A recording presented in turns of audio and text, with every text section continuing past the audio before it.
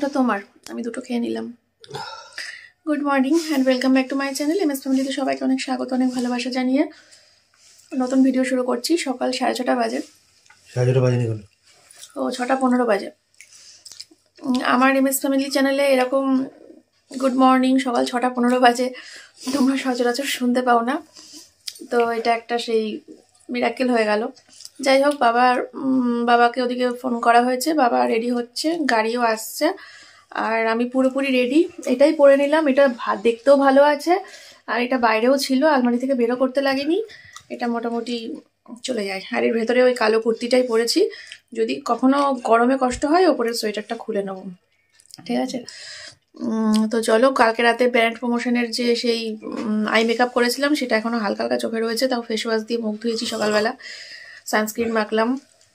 আর সোমনাথের দিকে খাচ্ছে চা, ওকে 1 কাপই চা করে দিলাম, কেননা আমি চা খেতে রিস্ক লাগছে। কি না না, আমি খাবো না, আমি খাবো না, আমি এই গাড়িতে উঠবো, তো গাড়িতে ওঠার আগে ঠিক কি খাওয়া উচিত কি খাওয়া উচিত না আমার বমি হবে। আমি ওই জন্য 2টো বিস্কুট খেলাম, তো তোমার চায় চুবি চুবিয়ে কেমন একটা রিস্ক লাগে। এমনিতেই আমার সকালবেলা উঠলে বমি পায়, এটা আমার খুব ছোটবেলা থেকে অভ্যাস, মানে খুব ছোট অভ্যাস না, মানে খুব ছোটবেলা থেকে একটা আর কি, যে সকালবেলা ঘুম থেকে উঠলেই আমার বমি হবে, যার জন্য আমি সকালে উঠতে পারি না। তো কি করবো, মোস্ট প্রবাবলি আমি এন্ডোস্কোপি করাতে পারি বেবি। তুমি যেচে করবে কেন, বলবা পেটের ছবি, পেটের পরীক্ষা করিয়ে নিয়ে একদম ডাক্তার দেখাতে পারি। ওরা তো অন্যভাবে পেটের পরীক্ষাটা করতে পারে। একবারে আমিও আমারটা দেখিয়ে নেবো, বুঝলে তো? এখানে আমার বাবা দেখায়, এখানে আমি ফার্স্ট টাইম দেখাবো, আমি তো আরএনটে করে দেখাই। ওরা তো অন্যভাবে পেটের পরীক্ষা করতে পারে, এন্ডোস্কোপি ধরছো কেন? এলএফটি রিপোর্টও আছে, এলএফটি রিপোর্টও খারাপ। এন্ডোস্কোপি মনে হচ্ছে খুব সুস্বাদু কিছু একটা বিষয়, ওর খুব ভালো লাগে। গলায় পাইপ ঢোকাবে কি হবে? সেই গলায় পাইপ ঢোকাবে কি আর হবে, ভগবানকে বলি ওরকম পাইপ মাইপ যেন আমার কোনোদিন ঢোকাতে না হয়, ওখানেই স্পট ডেথ। চলো বেরিয়ে পড়ি তাহলে, দেখা হচ্ছে তোমাদের সাথে। সারাদিন আজকে কলকাতা সোনারপুরে দেখা, মানে সোনারপুরে ব্লগ হচ্ছে সারাদিন আজকে। বাড়ি আস্তে আস্তে মনে হচ্ছে রাত্রির হয়ে যাবে। জনি ঘুমাচ্ছে, জনির ডাইপার চেঞ্জ করবে, জনি ঘরেই থাকবে। চলো, আমার চশমাটা চেঞ্জ করতে হবে, প্রচুর কমেন্ট করছো চশমা পাল্টাও চশমা পাল্টাও। আরে আমার বেরিয়ে পড়েছি, গাড়ি দেখতে পাচ্ছি মোড়ের মাথায় দাঁড়িয়ে রয়েছে, বসে পড়েছি গাড়িতে। হ্যাঁ চলো, এবার বাবাকে তুলবো, আর হচ্ছে বাবার ওই আয়া দিদিকে তুলবো।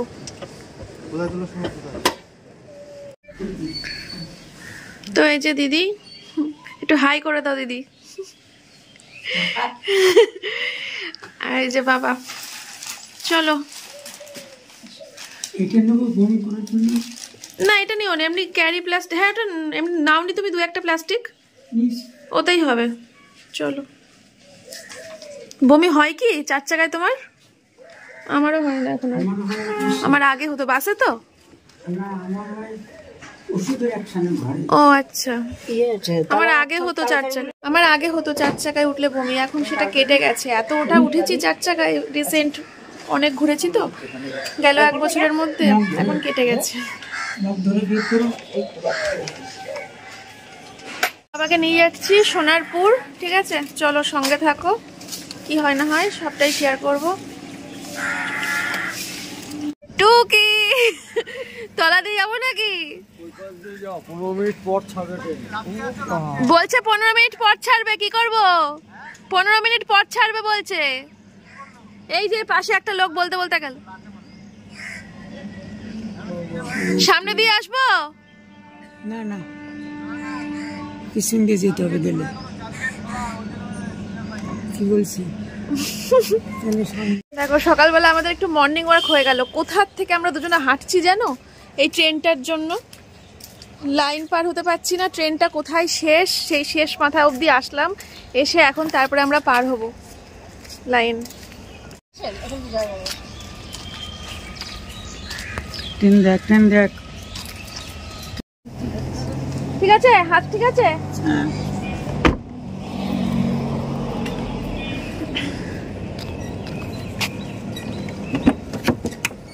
দিদি বসতে দাও, চেপে যাও চেপে যাও চেপে যাও। চলে এসেছি ব্রেকফাস্ট করতে, একটা হোটেলে ঢুকলাম ব্রেকফাস্ট করার জন্য। তো সবাই অবাক হয়ে গেছে, সবাই বলছে আমি কি খাবো, আমি বলেছি ভাত খাবো। এখন বাজে সকাল 8টা, সবাই খাবে হচ্ছে রুটি পরোটা কচুরি, সবাই এসব খাবে, আমি একা ভাত খাবো।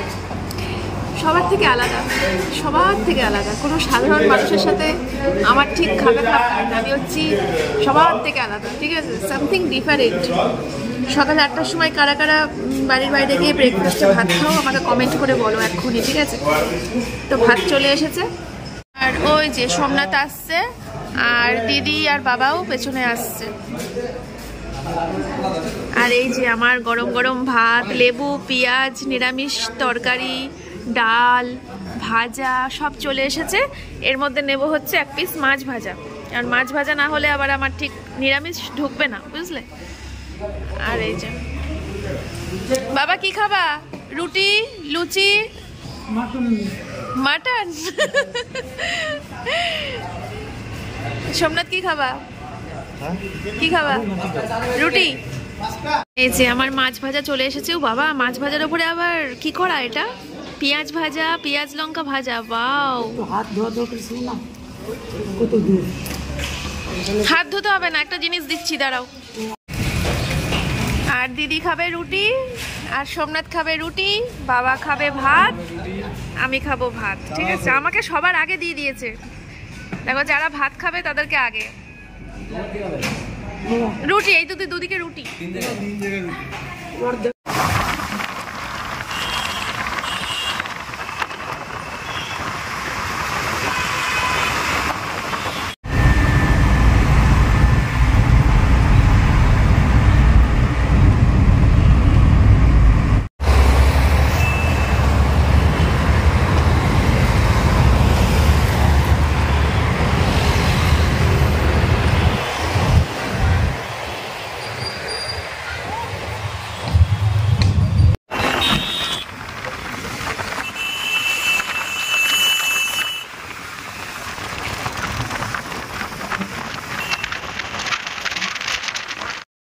তো ফাইনালি আমরা হসপিটালে পৌঁছে গেলাম। এখান থেকে আমার শ্বশুরমশাই 7-8 বছর আগে প্যানক্রিয়াসের অপারেশন করে সুস্থ হয়েছিলেন।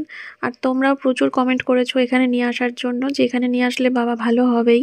তো চলো, একটা চেষ্টা তো করতেই হবে, হাত পা গুটিয়ে ঘরে বসে থাকলে হবে না, কারণ বাবার লিভারের অবস্থা খুবই খারাপ, তার সাথে বাবার গল ব্লাডারের অবস্থাও খুব খারাপ। ফাইনালি নামলাম, বুঝলে, বিশাল বড় বিল্ডিং। আমার শ্বশুরমশাইয়ের এখানেই চিকিৎসা হয় গেল 10 বছর ধরে। বাবাকে আর ওই দিদিকে ভিতরে বসিয়ে রেখে আমি আর সোমনাথ একটুখানি বাইরে আসলাম। শরীরটা ভালো লাগছে না, মানে ভালো লাগছে না, মানে ভালো লাগছে, মানে আমার অ্যাকচুয়ালি কিছু ঠান্ডা ঠান্ডা খেতে ইচ্ছা করছে, একটু ফুটি হোক বা একটু লস্যি হোক, মানে শরীরের ভিতরে ঠান্ডা কিছু ঢোকাতে ইচ্ছা করছে, মনে হচ্ছে তাহলেই পুরো ফ্রেশ হয়ে যাবে। কেন কি জানি না, মনে হচ্ছে হাঁসফাঁস করছে, একটু ঠান্ডা ঠান্ডা কিছু খাই তাই মনে হচ্ছে, দেখি কি পাই। এই দেখো, তোমরা সবাই কমেন্ট করছিলে না লিভার ফাউন্ডেশনে যেতে, এখানটা করে সাইনবোর্ড দেখতে পেলাম, লিভার ফাউন্ডেশন লেখা রয়েছে।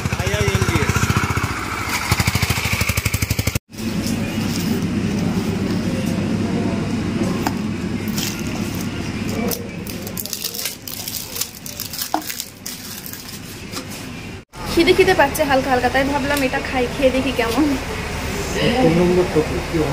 হ্যাঁ, 70 নম্বরের টোকেন। আর এখন এটা অন্ধকার না, আলো, ওই আমার ফোনে ব্রাইটনেস কমানো আছে। এখন 50 নাম্বার চলছে, 20 জনের পর টোকেন ধরে ডাকবে, তারপরে নাম লেখাতে হবে।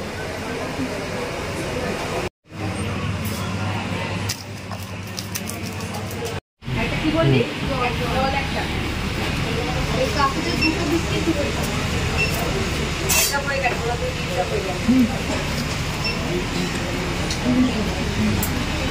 খুব খারাপ তাও বলা যাচ্ছে না, খুব ভালো তাও বলা যাচ্ছে না। আমি বলি এটা খুব খারাপ, তাই আমি খাচ্ছি না। আমি এক চামচ নিয়েছি, দিয়ে রেখে দিয়েছি, ওই চামচ রেখে দিয়েছি, খাইনি, পড়েও গেল।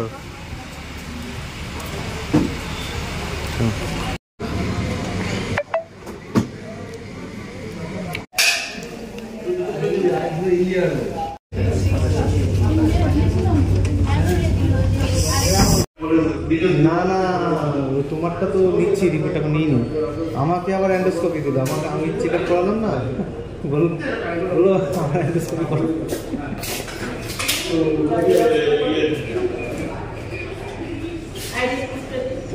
ব্লাড প্রেশার, হ্যাঁ ওইগুলো করানো হয়েছে, কি জানি জানি না, ও লিখে দিয়েছে ম্যাডাম। এই বাবার কত সালে জন্ম জানি না।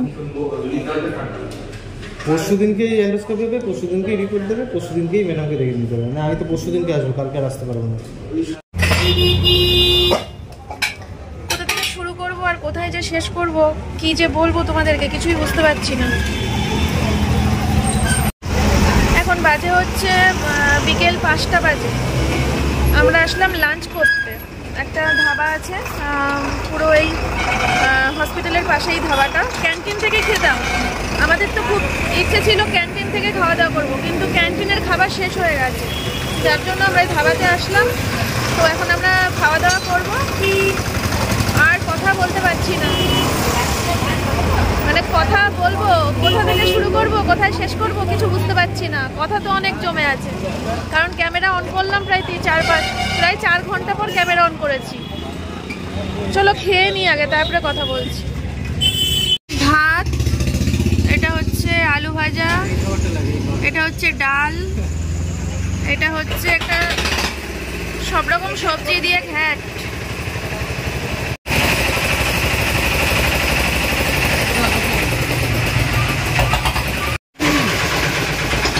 এই যে সোমনাথ খাচ্ছে, ওদিকে আমাদের দিদি খাচ্ছে, আর ওই যে আমাদের দাদা খাচ্ছে।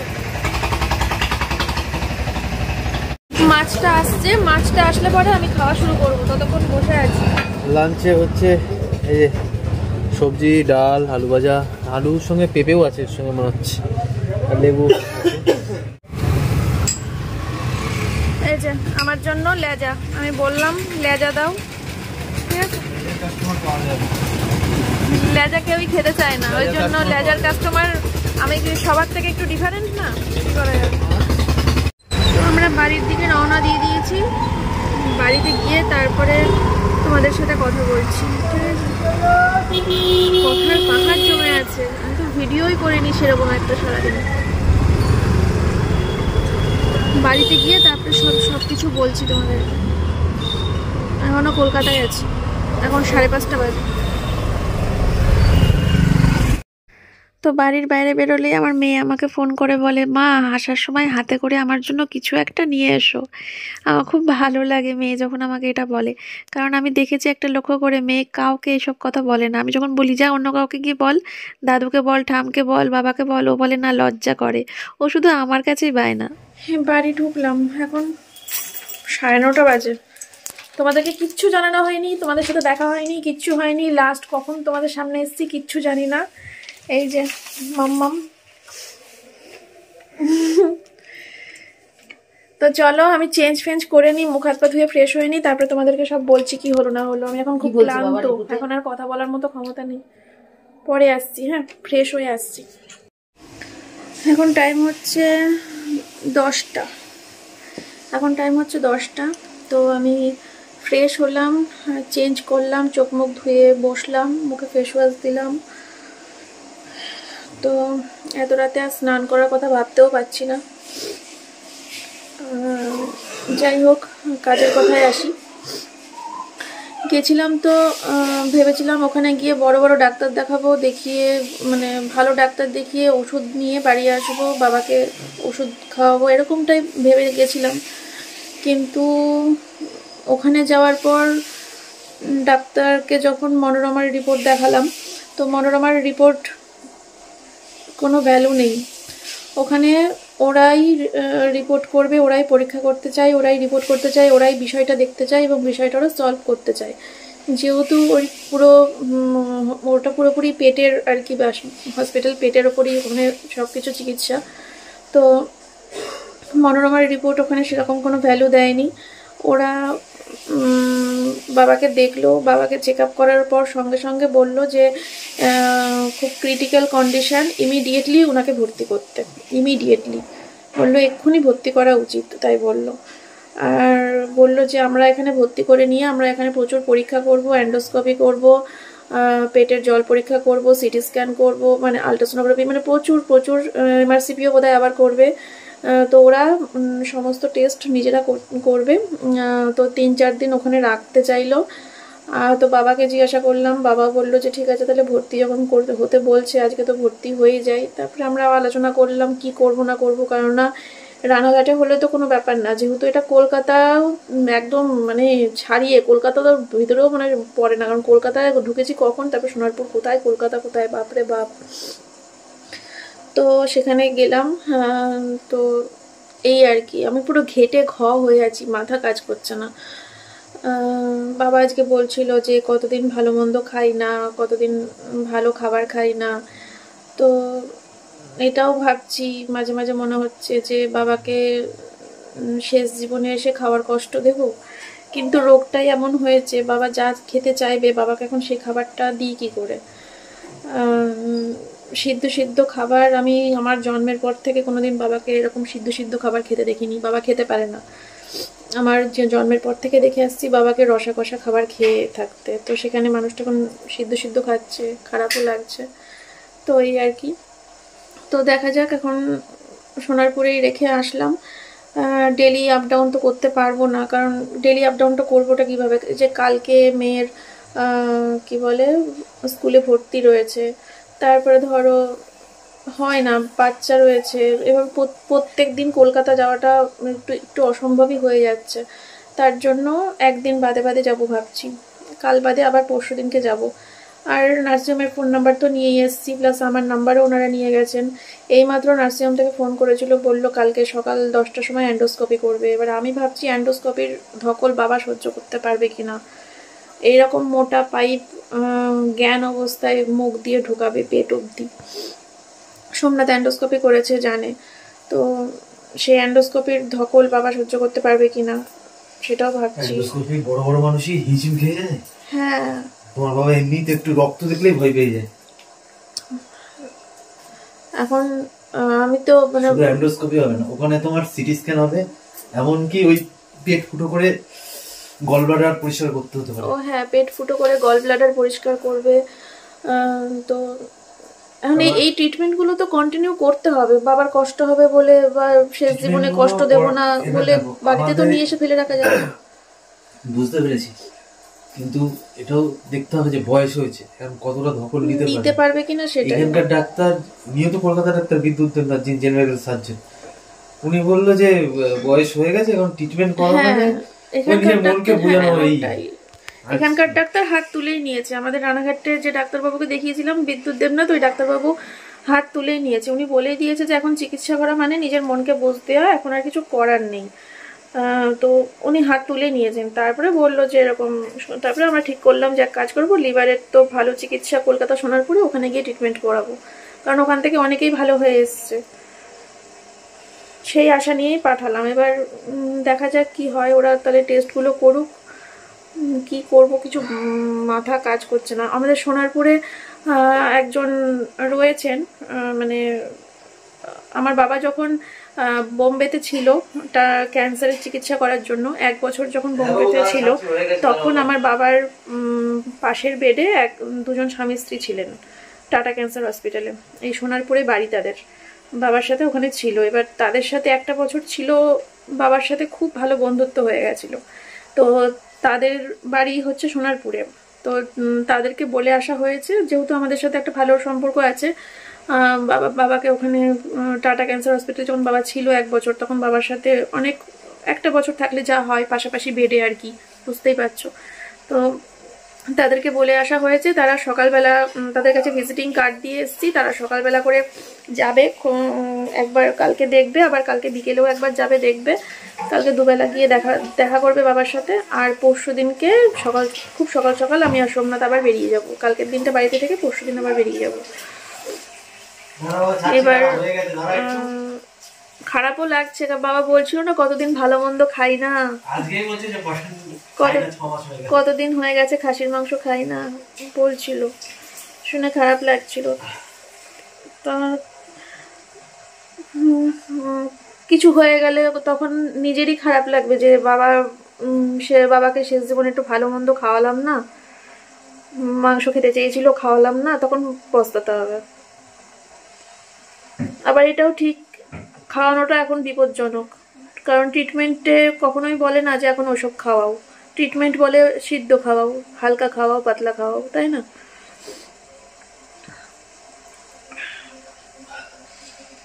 পুরো ঘেটে হয়ে আছি, মাথা ফাথা পুরো কাজ করছে না, হ্যাং করে গেছে পুরো মাথা। আমি তো ভাবতেই পারিনি বাবাকে আজকে ভর্তি নিয়ে নেবে। আমি ভাবলাম বোধহয় যাবো, ওষুধ দেবে, সেই ওষুধ বাবাকে খাওয়াবো, রিপোর্ট দেখবে, রিপোর্ট দেখে ওষুধ দেবে, চলে আসবো। দেখার সাথে সাথে বলবে ভর্তি করে দিন আজকেই, কারণ সমস্যাটা তো একটা না, লিভার, গল ব্লাডার, তারপরে ইউরিনের সমস্যা আছে, প্লাস প্রোস্টেট ক্যান্সার আছে।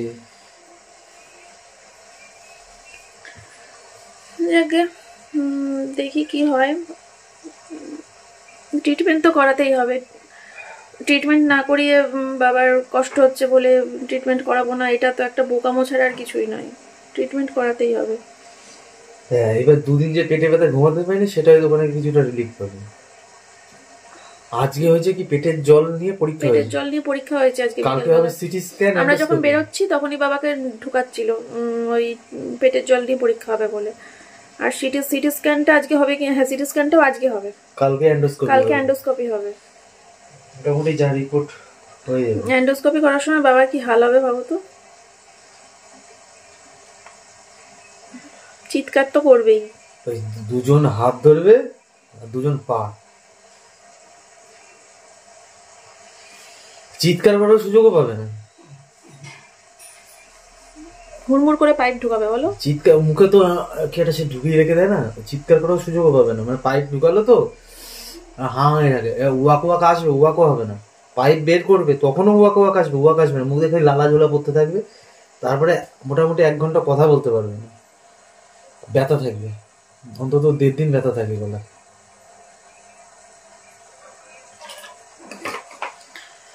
যাকে দেখা যাক, 4-5 দিন পর বোধহয় বাবাকে ছাড়বে।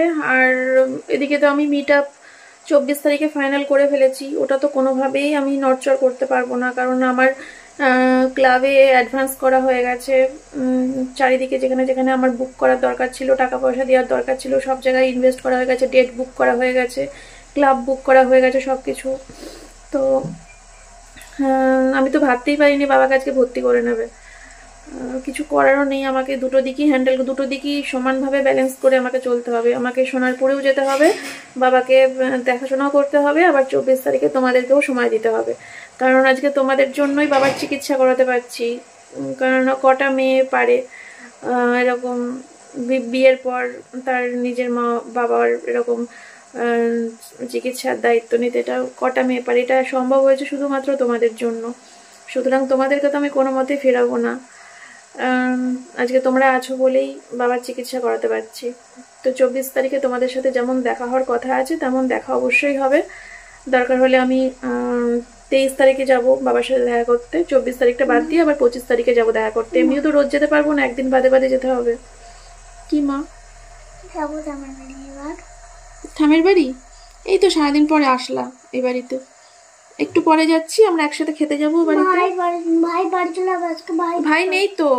ভাই নেই, আর স্কুল থেকে এসে একটু খেলে দুলে চলে যাবে বাড়িতে, ভাই থাকবে না। আচ্ছা, বাবাকে দাঁড়াতে বলো, অন্ধকার রাস্তা দিয়ে যেতে হবে না, বাবাকে দাঁড়াতে বলো, তারপরে যাও।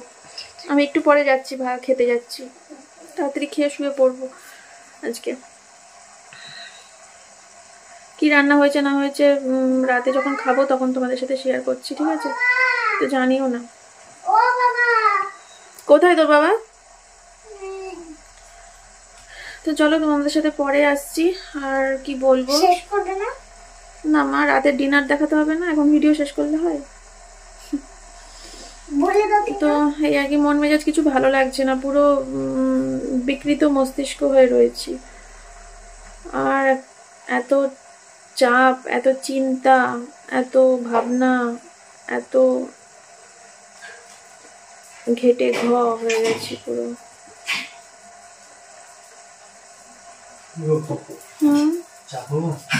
চা কটা বাজে এখন? 10টার সময়। মা ভাত বেড়েছে, চা কিসের? মা ভাত বেড়েছে, ভাত খেতে চলো। আজকে কি রান্না হয়েছে তোমাদেরকে এক ঝলক দেখিয়ে দিই। এই দেখো, এটা হচ্ছে ডিমের পোচ, গরম গরম ভাত, এটা হচ্ছে পেঁয়াজ কলি, আলু ভাজা, আর কি হয়েছে মা?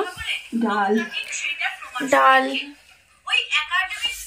তারপরে ফুলকপি আলুর তরকারি। নিয়ে আসো দেখি, দেখি না দেখাই।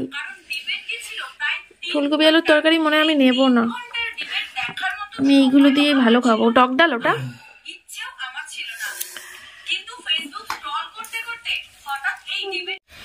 ফুলকপি আলুর তরকারিটা আর নেবো না, আমি এই ডাল আর ভাজা এগুলো দিয়ে খাবো। দেখো আমার সোনা মাটা আজকে রাতে কি খাবে, মুড়ি চিনির জল। ধরো বালিশটা পাতি, তারপরে পেটে তেল জল দিয়ে দাও। মুড়িটা দেখুন, মুড়িটা এইটা দিলে তো জ্বলবে না। পেটে তেল জল দিলে জ্বলে না মা, জ্বলে না, তোমার যে পেট ব্যথা করছে ওটা এক্ষুনি ঠিক হয়ে যাবে। হ্যাঁ, যাও তুমি বালিশে গিয়ে শো, ঠান্ডা দিয়ে দেবে, যাও। যাও। ওটা তো জ্বলে। জ্বলবে না, জ্বলবে না, তেল দিলে জলে কখনো? তেল নাকে দেয় ওর বাবা, জলে তো ভাবছি পেটে দিলেও জ্বলবে। না না, ওর পেট ব্যথা করছে, ওই জন্য ভাত খেলো না, মুড়ি চিনির জল খাবে আর পেটে তেল জলটা দিয়ে দিক মা। তো যাই হোক, চলো বন্ধুরা, 11:10 ব্লগটা শেষ করছি। কিছু ভালো লাগছে না, এই জায়গাটা মাথা কেমন হ্যাং করে গেছে। তোমরা একটুখানি কমেন্ট করে বলো না কি করব, ঠিক প্রসেসে এগোচ্ছি তো? মানে বাবাকে এভাবেই রেখে ট্রিটমেন্ট করব তো, নাকি বাবা যদি এখন কিছু খেতে চায় বাবাকে দেওয়া উচিত? বাবা যদি বলে আমি এত কষ্ট করে ট্রিটমেন্ট করব না, আমি পেট ফুটো করব না, আমি এইসব অ্যান্ডোস্কোপি করবো না, আমার কষ্ট হবে, তাহলে বাবাকে সেটা করা থেকে বাদ দেওয়া উচিত নাকি জোর করে ট্রিটমেন্টটা করানো উচিত? আমি বুঝতে পারছি না, তোমরা কমেন্ট করো। যাই হোক, চলো আজকের মতো ভিডিওটা পর্যন্ত। সবাই খুব ভালো থেকো, সুস্থ থেকো, দেখা হচ্ছে আগামীকাল সকালবেলা নতুন একটা ভিডিওর সাথে।